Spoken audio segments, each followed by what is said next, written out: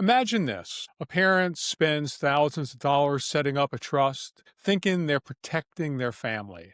But when they pass away, their children stop speaking, the trust gets dragged into court, and what was meant to preserve family harmony turns into years of fighting and legal fees.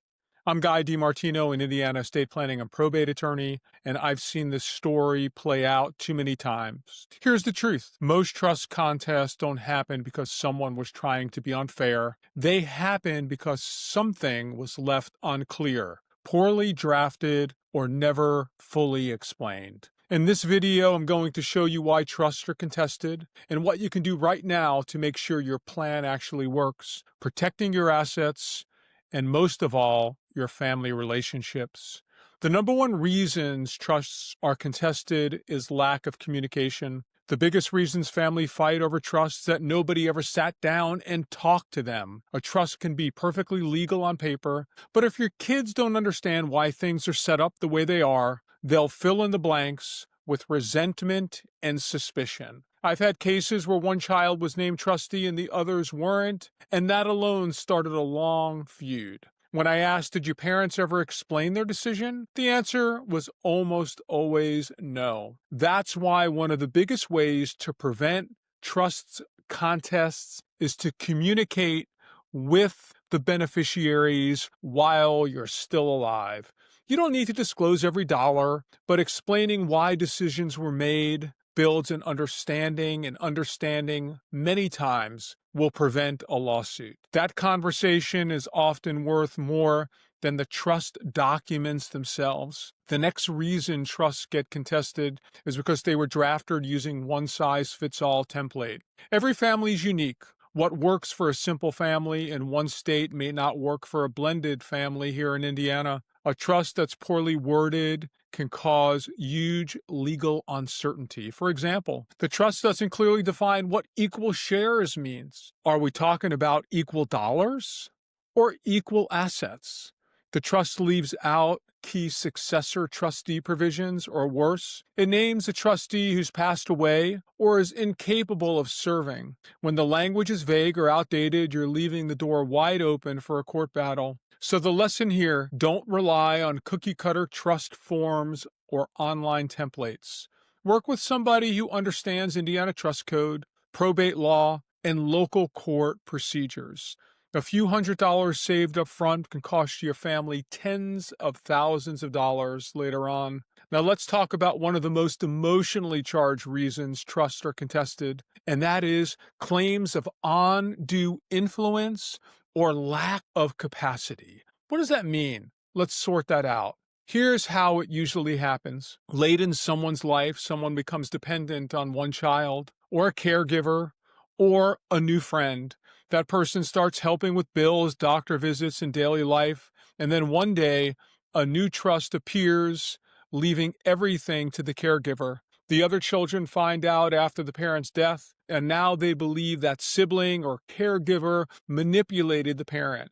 Indiana law allows a trust to be challenged if there's evidence that the person who made it didn't have the right mental capacity or was improperly influenced by somebody who had a fiduciary or close relationship with them. To prevent that, have your trust signed in an independent attorney's office with independent witnesses. Document your mental clarity at the time. Sometimes even a short video clip can help. Avoid making drastic last-minute changes to your plan unless they are absolutely necessary. A well-documented, consistent estate plan is one of the best defense against these kind of claims. The next issue we see is mismanagement or lack of transparency by the trustee. Even a solid trust with the best language, with the nicest paper and binder, can fall apart if the trustee doesn't act properly. Trustees have legal duties under Indiana law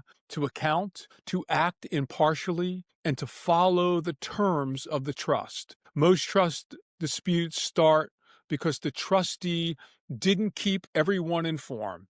When people are not informed, they start to get suspicious when they don't see regular accountings, when assets aren't distributed on time, or the trustee starts mixing together their personal funds and trust funds. The easiest way to avoid that is pick a trustee who's well organized, fair, and trustworthy, not just the oldest child or the one who leaves closest to you. And if your trust has complicated assets, consider naming a corporate or professional trustee. They know the rules and they can take the family emotion out of the equation. Transparency prevents conflict. A good trustee can protect your legacy instead of becoming the reason for a lawsuit. Another reason that we see trusts get contested are changing family dynamics. See, families change, but the trust never does. New marriages, stepchildren, divorces, grandchildren, life evolves, and your trust needs to evolve with it. It's not a set it and forget it type of instrument. If you set your trust up 15 years ago and you never had it reviewed, chances are it may no longer fit your family's reality. Maybe one child now struggles with addiction. Maybe you have a new grandchild. Maybe you have a grandchild with a special need that you want to take care of. Maybe one of your child's or spouse, is not exactly the person that you would choose to inherit your assets. So you either want to leave them out or you want to have somebody else manage their money to protect them from themselves. A regular trust review every 3 to 5 years is the best insurance policy against a future conflict. Your trust should reflect your values today, not what life looked like a decade or 2 decades ago. Now I'm going to give you a bonus tip. Don't hide the ball. If you're serious about preventing disputes, transparency is your best weapon.